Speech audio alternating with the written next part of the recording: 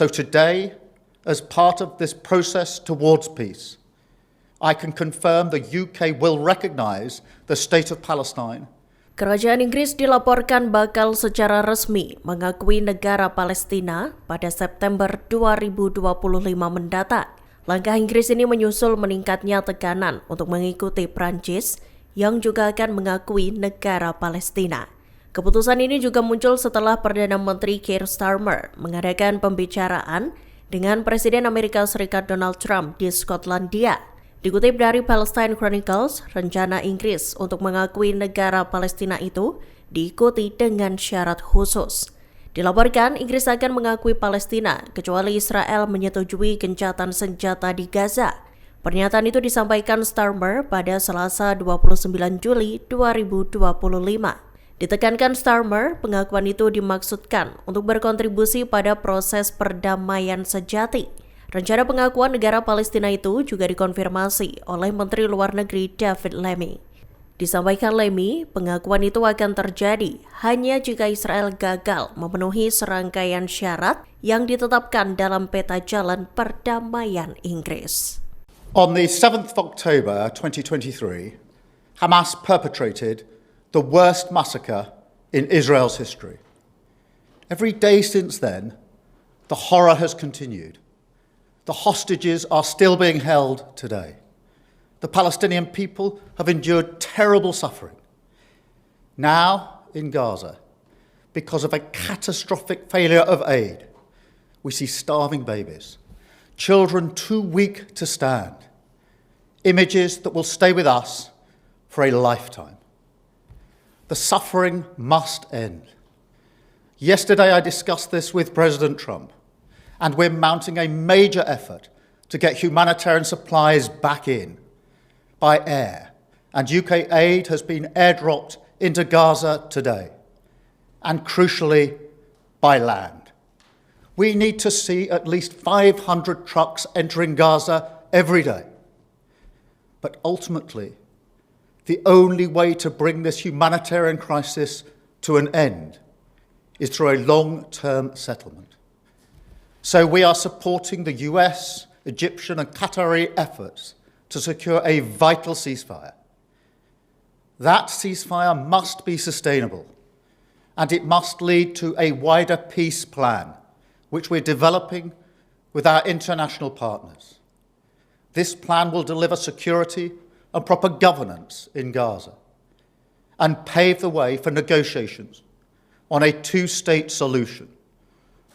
Our goal remains a safe and secure Israel alongside a viable and sovereign Palestinian state. But right now, that goal is under pressure like never before.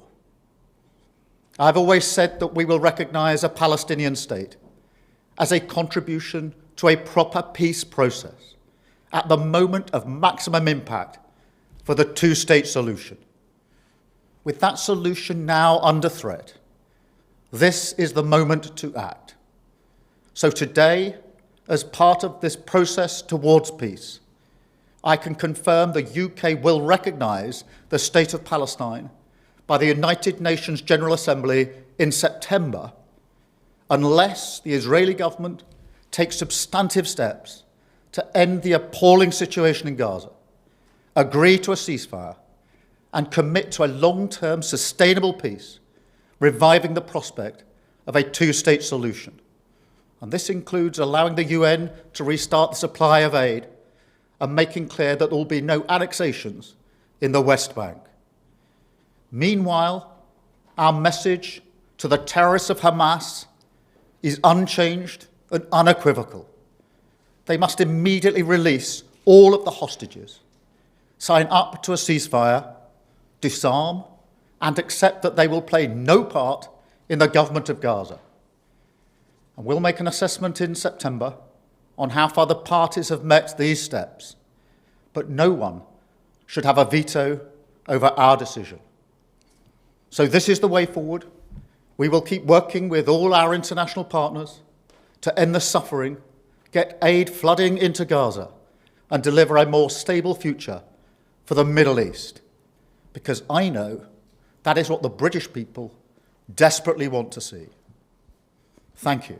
Perdana Menteri Israel Benjamin Netanyahu menyebut militan Hamas keras kepala lantaran menghalangi kesepakatan gencatan senjata.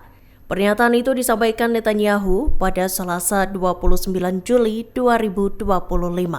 Dikutip dari The Times of Israel, Netanyahu juga menyebut militan Palestina itu menghalangi kesepakatan penyanderaan.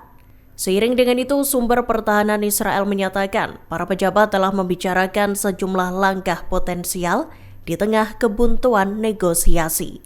Salah satu pembahasan mereka adalah memulai aneksasi sebagian wilayah di Gaza.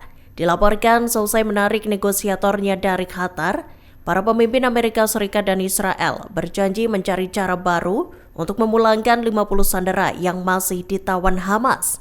Menilik unggahan yang dibagikan Netanyahu di X, ia menyalahkan Hamas atas terhentinya negosiasi. Ia juga menyebut Hamas sebagai hambatan besar dalam perundingan yang dilangsungkan. Hal itu lantaran Hamas terus-menerus melakukan penolakan terhadap proposal gencatan senjata yang diajukan. Israel mengecam keputusan pemerintah Inggris yang berencana mengakui negara Palestina. Seperti diketahui, Inggris bakal mengakui negara Palestina di hadapan Majelis Umum PBB pada September 2025 mendatang. Kecaman dilontarkan lewat cuitan X kantor Perdana Menteri Israel Benjamin Netanyahu, Rabu 30 Juli 2025. Netanyahu menyatakan langkah Inggris itu justru menjadi hadiah bagi militan Hamas. Dikutip dari Anadolu Agency, Kementerian Luar Negeri Israel juga menyebut rencana Inggris itu malah akan merugikan upaya dalam mencapai gencatan senjata di Gaza. Begitu pula dengan pembebasan sandera yang masih berada di tangan Hamas. Diberitakan sebelumnya, Perdana Menteri Inggris Keir Starmer menyatakan bahwa pemerintahnya akan mengambil langkah untuk mengakui negara Palestina. Pengakuan itu akan dilakukan jika Israel gagal mengambil langkah-langkah substantif untuk mengakhiri konflik di Gaza. Hal serupa sebelumnya juga dinyatakan oleh Presiden Prancis Emmanuel Macron yang menegaskan bahwa negaranya akan mengakui negara Palestina di sidang PBB mendatang. Inggris menepis kritikan yang dilontarkan Israel bahwa pengakuan negara Palestina justru akan menguntungkan Hamas. Seperti diketahui sebelumnya, Inggris menyatakan bakal mengakui negara Palestina pada September 2025 mendatang. Pengakuan itu akan dilakukan jika Israel tak mengambil langkah-langkah untuk mewujudkan perdamaian di Gaza. Namun rencana Inggris itu menuai kritikan pedas dari Perdana Menteri Israel Benjamin Netanyahu. Diketahui Netanyahu menyatakan bahwa langkah Inggris itu justru akan menjadi hadiah untuk militan Hamas. Dikutip dari The New Arab, Menteri Transportasi Heidi Alexander menyatakan pada Rabu 30 Juli 2025 bahwa rencana Inggris itu bukanlah hadiah untuk Hamas. Ia lantas menyebut militan Palestina itu sebagai kelompok keji yang telah melakukan kekejaman yang mengerikan. Lebih lanjut, ia menyatakan keharusan untuk meningkatkan tekanan terhadap pemerintah Israel agar mencabut pembatasan. Israel hanya mengizinkan 109 truk bantuan kemanusiaan masuk ke jalur Gaza Selasa 29 Juli 2025. Dilaporkan sebagian besar truk bantuan itu dijarah di tengah perjalanannya. Penjarahan itu terjadi lantaran adanya kekacauan keamanan yang secara sistematis dan sengaja dilakukan oleh pendudukan Israel. Kantor media pemerintah Gaza melaporkan Israel berupaya menyabotase distribusi bantuan bagi warga Gaza. Seiring dengan itu, Anadolu Agency melaporkan bahwa operasi penerjunan udara juga gagal menjangkau para warga sipil. 4 dari 6 penerjunan bantuan via udara disebut mendarat di wilayah yang dikuasai oleh militer Israel. Siapapun yang memasuki area tersebut bakal ditarget oleh pasukan Zionis, sehingga hal tersebut justru membahayakan keselamatan para penduduk Gaza. Kantor media pemerintah Gaza menekankan setidaknya 600 truk bantuan dan bahan bakar dibutuhkan untuk memenuhi kebutuhan dasar warga sipil.